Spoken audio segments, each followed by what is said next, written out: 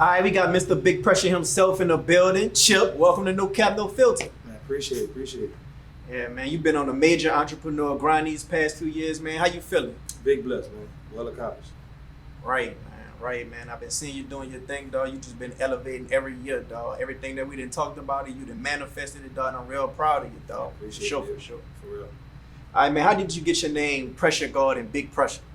Two different lanes, but came as one. You know what I mean? PressureGawd came from, me dealing with the cars, and pressure just came from, the clothing line. So, it just stuck for real.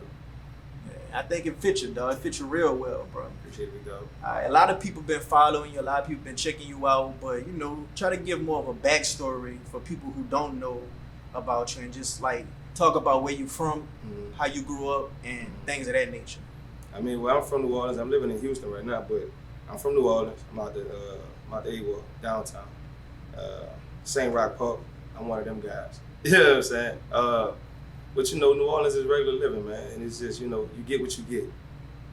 So, that's how they go. Right. All right, so I'm sure it was a lot of trials and tribulations you had to go through coming up or whatever. Yeah. What type of adversity that you had to deal with coming up in such an environment? Well, I grew up in a statistic house. You dig what I'm saying? My dad is a penitentiary dude, so he wasn't around. You dig? So I was single parent. My mother took it, ran with it, held it down. 3 to 4 jobs at one time on a parent ain't never easy, but she made it look like nothing. You dig what I'm saying? So I came from that. You know what I mean? And back then minimum wage wasn't what it is now. It was like crumbs back then. Now boys making a little bit more money. How they coming about themselves, but. I came up like everybody else, government cheese, you know what I'm saying? People that laugh about it, I really came from that. You dig what I'm saying? Stood in line for that.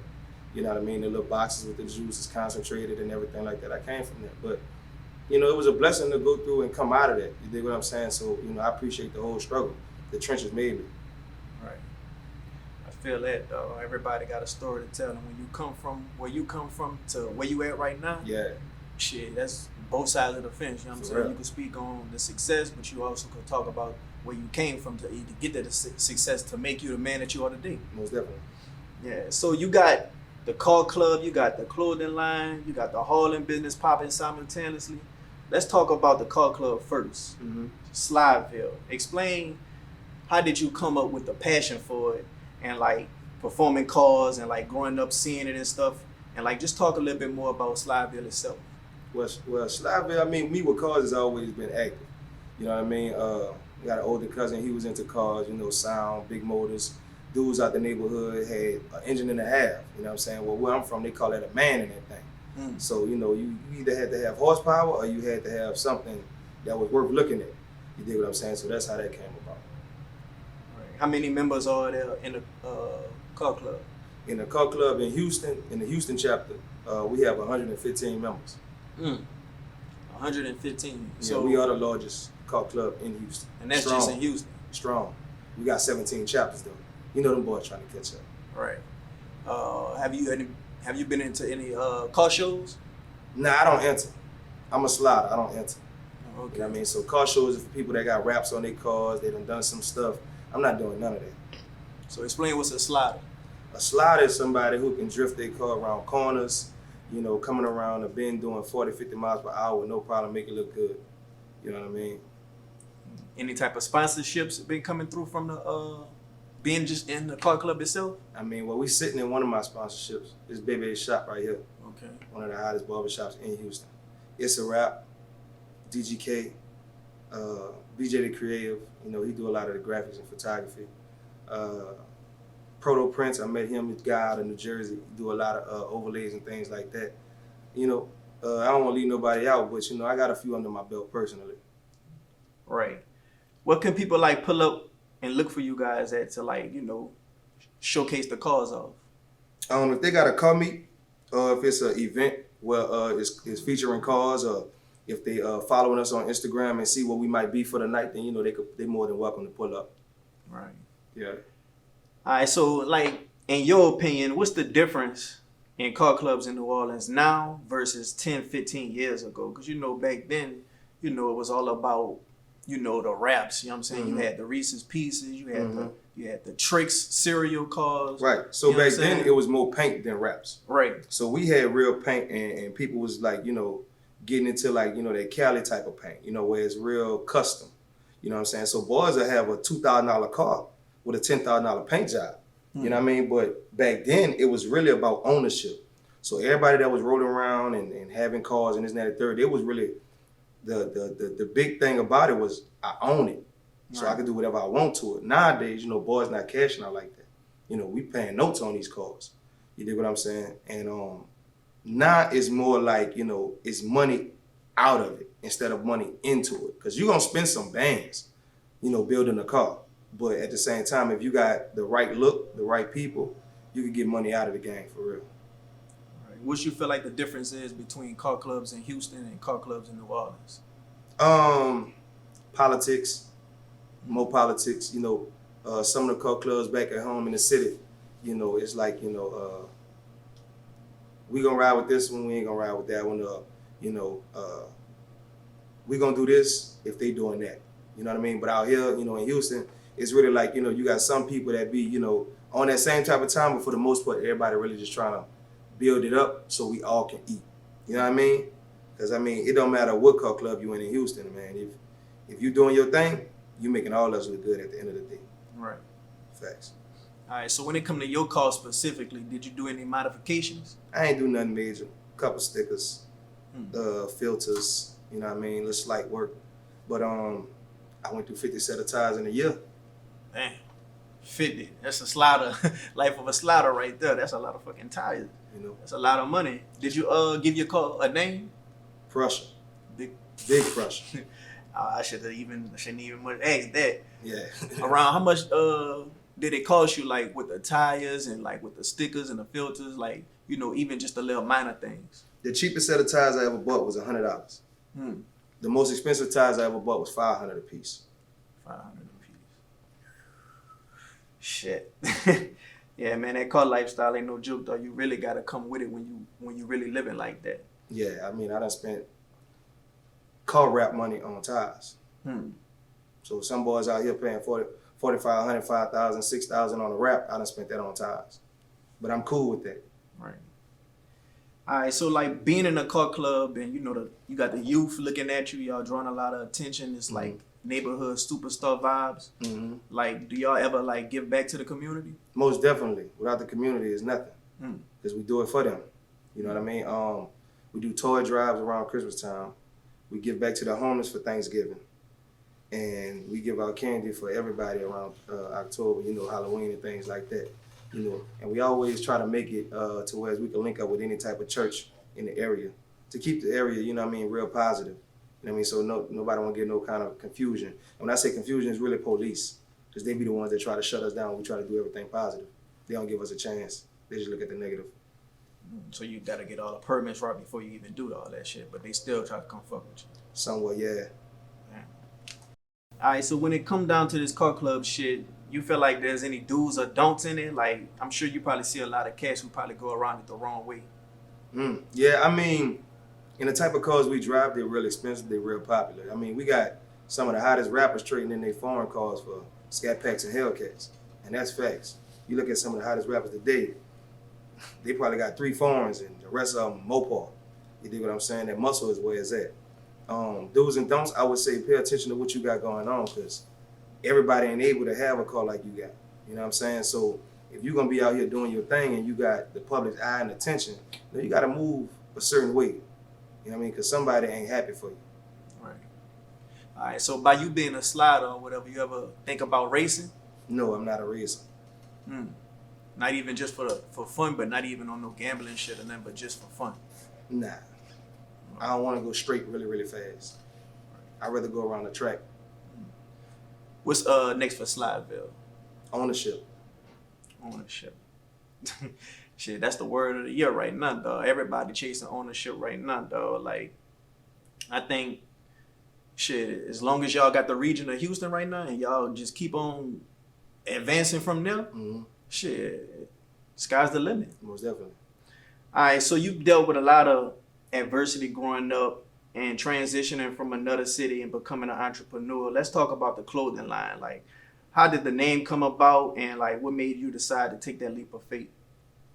Just the situation I was in at the time, I was under a lot of pressure, but I ain't fold. So that's what brought that about. And I just was in it for myself at first, honestly, you know what I mean? And then I had a true meaning behind it. So when I kept going with it, you know, people around me was like, man, I need that. You know what I mean? I need one of them. Shirt, shorts, hat, whatever. You know what I mean? And it just expanded from there. Yeah, man, straight pressure, dog. It's real hot. I even got a hat myself. I'm looking to even get more gear from you. Like, even you got straight pressure toddler wear. Like, I ain't never seen nobody with a toddler wear when they, you know what I'm saying, starting their own clothing line. But like, tell me like how important it is to always be seen wearing your clothes, like your own merch. I mean, it's something you live by. I mean, if you're going to start a company, you got to be able to die about that. You got to take it to heart. You know what I mean? Because if you start a company and you don't really care what you're doing, you're playing with yourself. You're spending money for no reason. So me personally, like everything that I brand, everything that I put an LLC on, or anything like any partnership, you know, I'm dying about that. I'm all the way about that. You know what I mean? It's not no switch off and on. It's always on until I'm off. You know what I'm saying? Until I ain't no more.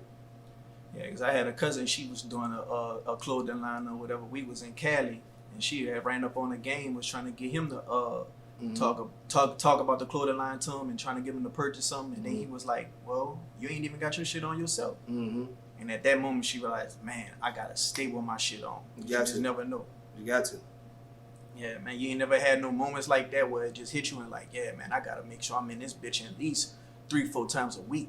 No, because I looked at Gates, actually, Kevin Gates. I looked at him, and I was like, man, this man got multi-million dollars, dog. And then I focused in on a lot of his business deals away from music.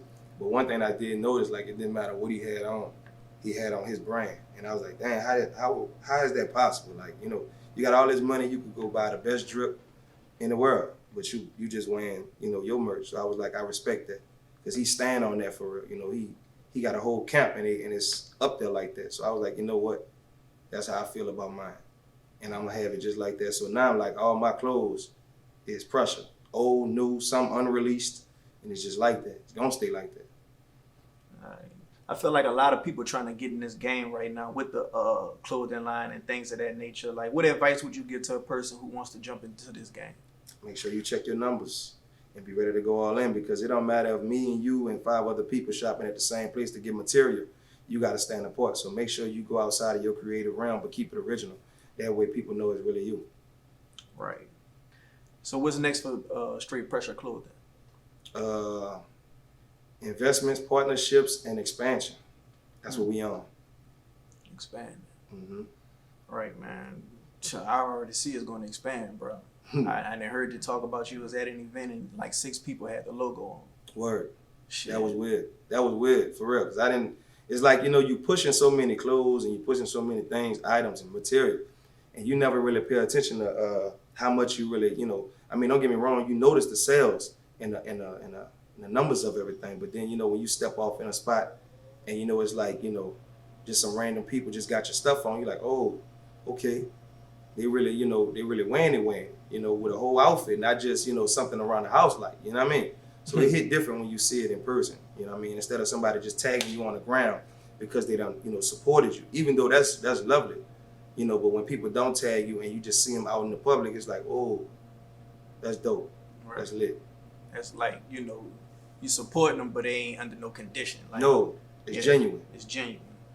All right, people see the good things about entrepreneurship, but talk about what people don't see, the losses, you know what I'm saying, the sacrifices, you know what I'm saying, people who want a discount, you know what I'm saying, people who not support you until it's popular. Like, talk about the adversity coming up as an entrepreneur. I mean, sometimes when you put your money into your merch or your items or your material, sometimes it don't sell like crack right then, you know, because I done had a bucket of hats that didn't sell like immediate. I probably sold like 5 that month, but then here it comes a month, 2 months later, I can't keep a hat, right? So things happen like that where people money just don't be there at the time.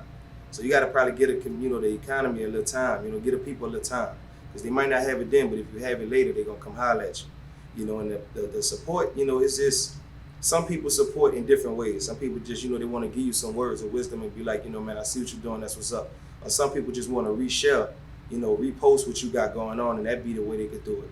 And then, some people buy all your stuff. Every time you drop, they buying, because they believe in what you got going on. And some people, they don't support at all, and they've been knowing you. And it can be years under the belt that they've been knowing you, and they still haven't bought a shirt, a sock, a hat, anything.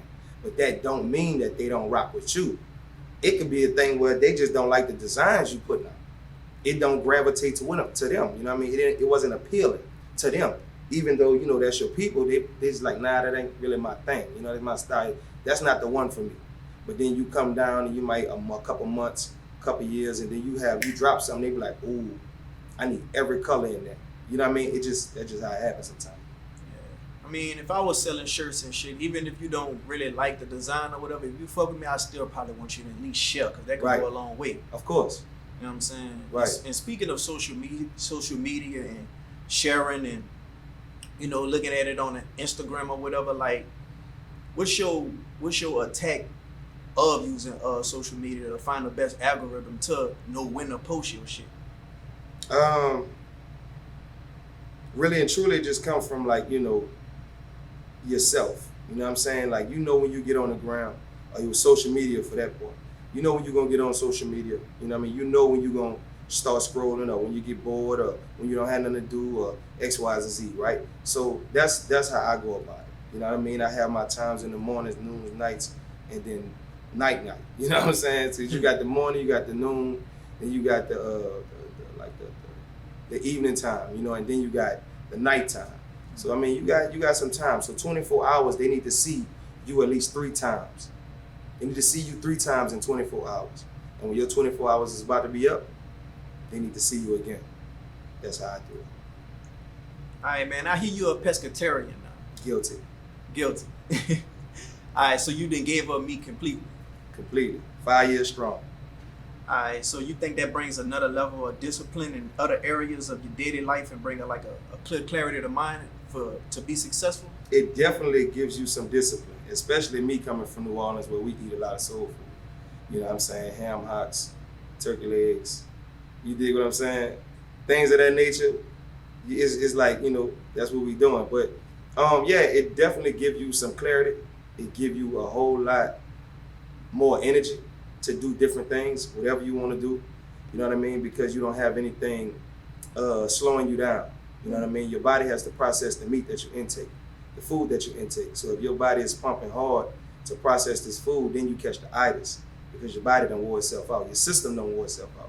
So for me, it's different. You know what I mean? I eat healthy meals. I eat sloppy meals, but it really just depends on how things prepare. But sometimes, if them sloppy meals, man, them fried fish, shrimp, you're gonna catch the itis because that grease got you.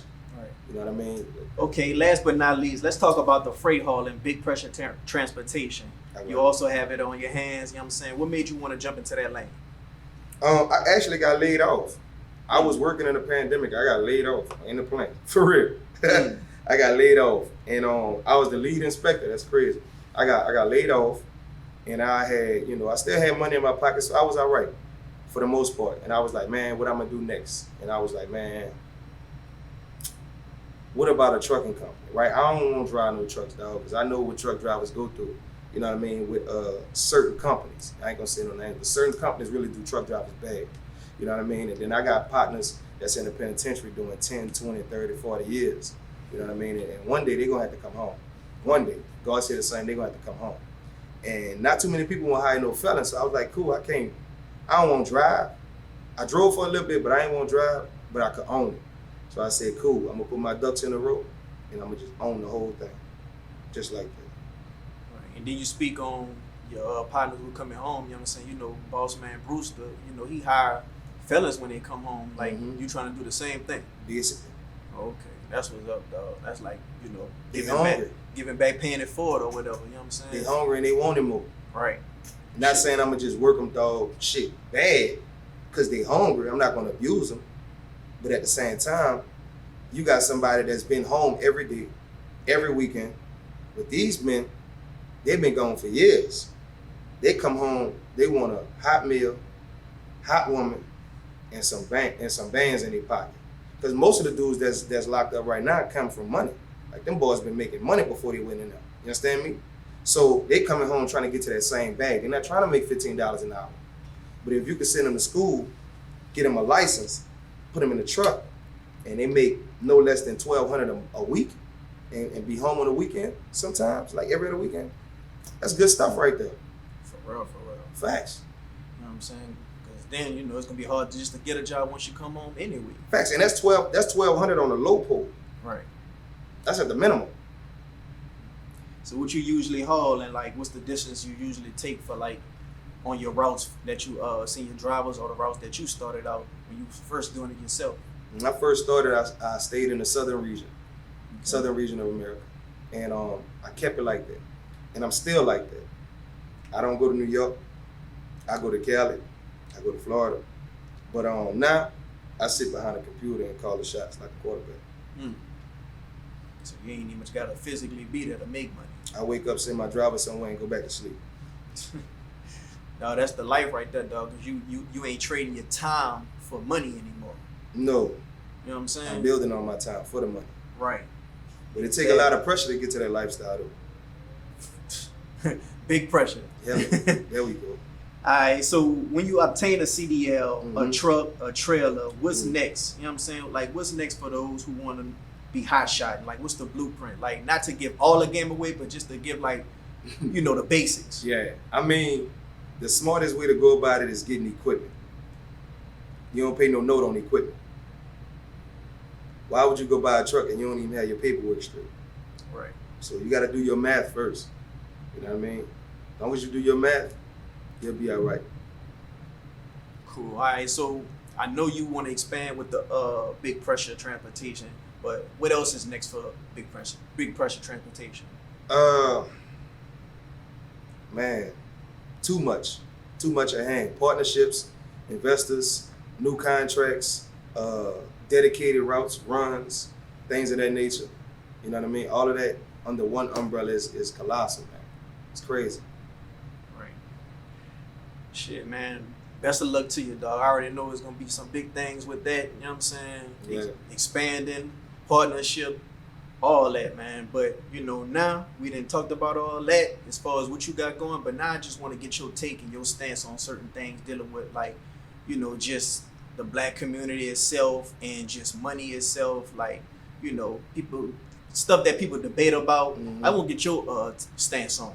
You know what I'm saying? So right now, do you feel like everybody should try to be their own boss? Like, or do you think that everyone is just not built for it?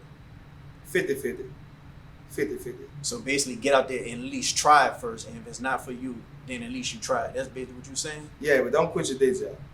Okay. Because to make 100, it take 100.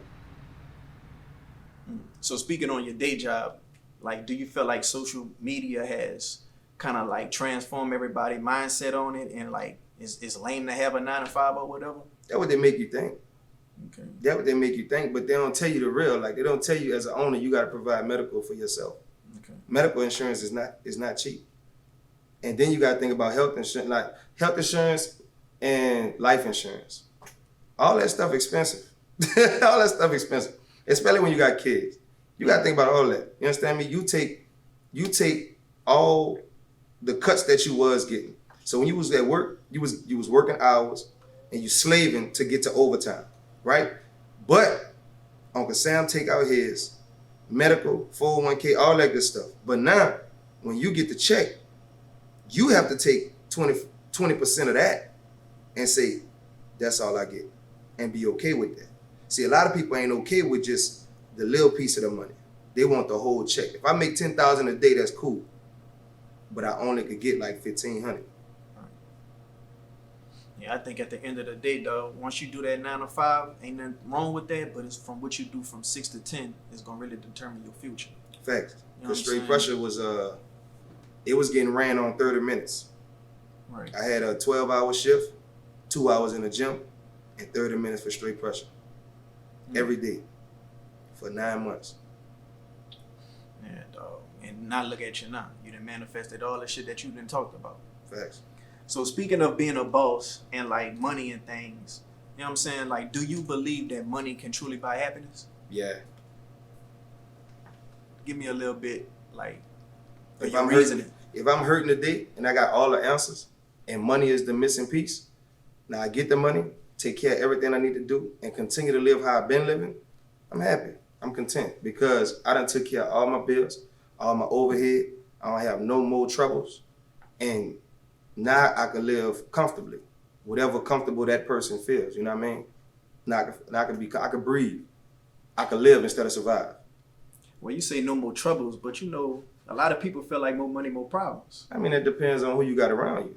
Okay. If you got vultures around you, then your 10,000 gonna turn into 500 because everybody need help. Everybody gonna want you to help them. But what was you gonna do if I never got that big bag? Right.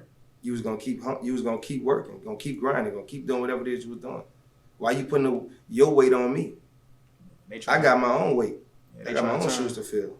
They problem become your emergency. I mean, I love you to death, but at the same time, just like I woke up and got it, you got to do the same. I'm gonna throw you a bone and see what you do with it. Now, if you flop, don't come back. Do you think, as a boss, you're essentially still a worker, like, but you're working for your customers? I work for my daughter. Okay. Sound like Dame Dash when he said, I ain't working for myself, I'm working for my last name. Facts. Because, I mean, it don't matter. Like, if I drop something today or tomorrow and it don't sell, I got to find something else to do so I can make a sale. Because my boss, my daughter, she still got to eat. And like I say, the customers might not be feeling it. That group. I go in another area, that group might be feeling it. It's hot to them. It's lame to the other group, but it's hot to them. So I'm gonna feed them and keep feeding them. Because they rocking with it, they fucking with it. So now my boss get to eat. And now I could be good. I can smile. Okay, about this question that's been going on around social media. I know you didn't seen it. I know you probably came across it. What would you rather? 500K or a dinner with Jay-Z? 500 bands. Dang, man, I almost spent that in the pandemic. For real. Trying, falling. I would take the money and buy his time. Okay. Then I would take the rest of it and hire somebody and let them point me in the right direction of what I need to do. I would hire somebody off his team though. Because everybody on his team has been in the game for over 20 years. So we're gonna think logically and not just for right now. Okay, man, the pandemic, it went all bad, you know what I'm saying? A lot of people calling it a pandemic, and I felt like it kind of forced people to find a way to be self-sufficient in many ways. And from a financial standpoint, you know, as Black people, I feel like a lot of us learned more about credit. A lot of us learned about financial literacy, LLCs, things of that nature. But what do you think that we're still lacking at? Sticking to what we're supposed to do. You know, you got people that'll find out about a scam or a loan and go through with it, but ain't gonna find out how to better their credit for their business that they just started. You know what I'm saying? So you can't do one without the other. You can't be banged up and then you got no credit. Because credit gets you in doors that money can't. And a lot of us fail to realize that. You know what I mean? They be like, cash is king. Yeah, not to everybody though. Sometimes your credit, you know, that's just like in the streets, you got a face card. Like if your face ain't good over here, you don't even need to be over here. I don't care how much money you got. Your business ain't welcome over here. So that's how it goes. Yeah, I think we can improve on, like a lot of people, they just started their business, especially a lot of females, like females then. Oh, females always been A1 about their business. Yeah. Always. I've always said that. Yeah, it's a lot. They outnumber the man like by a way bigger percentage. Like, you know what I'm saying? As far as Black female entrepreneurs to male Black entrepreneurs, they outnumber us. But you know, what's your stance on, like, a lot of people, they trying to support Black businesses, but it's hard for them because they always say the customer service ain't right, the timing ain't right, the actual product or the service itself ain't up to par. Like, I mean, it could be one of a few things to where it's like, you know, somebody just starting out in their business. You know what I mean? So they trying to figure out how this stuff actually goes for real. You know what I mean? Or it could just be, you know, a busy time. You know what I mean? And it's just not a good day. Right. You know what I'm saying? Every day ain't a good day. Some people wake up every day with a smile on their face. Just so happens this day they in a bad mood. Everybody is entitled to that. You know what I'm saying? Because we human. We people. You know what I'm saying? Everything ain't perfect. You know what I mean? You complain about the customer service. All right, cool. Leave a review. Because if you've been there before and it wasn't like that, then you know something is up. Right. You know what I mean? And then it could be that person's first time going there. You know what I mean? That first appearance is everything. First impression, the best impression. That too. Because, I mean, it could be a restaurant. The way you present my food, hey, partner, I don't even want this no more. Look how this look. It don't look like the picture. That don't appear to be what I bought. Take that back. For real. And I hear that's the hardest business venture to start. Food? Yeah, man, because you got to really break it down. Like, all your food got to weigh up right. You know what I'm saying? Like, every chef I talk to, they always ounces, half ounces, drizzle, not too much, a pinch. You know what I'm saying? All those ingredients hold value. You know what I mean? Not too much of this, but extra this. Because if you do too much, it's going to take away. Plus, the inventory counts. So if they got corn, sausage, and they give you a whole great big deal of it with no extra fee in it, that costs me. That's taken out of their pocket. So everything, you got to do your math. You got to do your math. You feel like a lot of people are in the same lanes as far as, you know what I'm saying, different avenues they could take, or you feel like it's enough for everybody to eat? You know what I'm saying? Or you feel like, you know what I'm saying, more people could get out there and learn a skill, like, you know what I'm saying, go learn coding, go learn welding, roofing, you know what I'm saying, get some hands-on skill that'll always be able to make you money. I honestly feel like it just depends on your upbringing. Like, I wasn't raised on no entrepreneur business. I just fell into it not too long ago. Right. You know what I mean? If your father is a cop, then more than likely, you probably bound to be one of them boys. You know what I mean? If that's your upbringing, then you're more likely going to be in whatever that is. You know what I'm saying? It just depends on how a person is raised, how a person is groomed. I was raised to go get some money.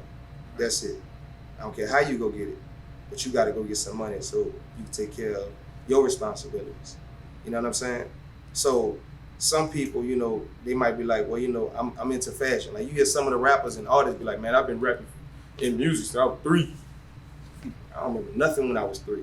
You know what I'm saying? But at the same time, that's just they upbringing. It was around them. You know what I mean? My daughter gonna be a slider when she grow up. Because her daddy been sliding her whole life.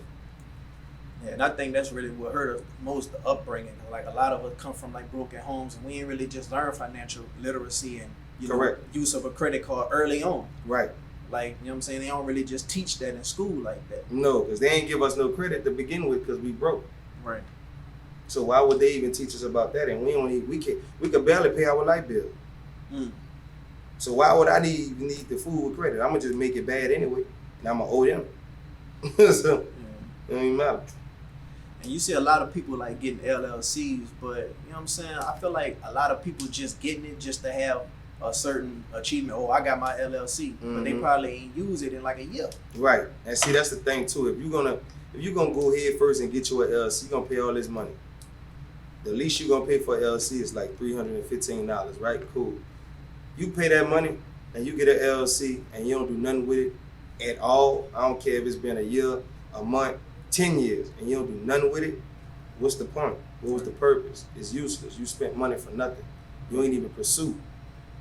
I think that's no different than people going to college, getting a degree, but never using it and never really actually putting the time in to try to use it or whatever. It's just, oh, I got this. This just says an achievement that Facts.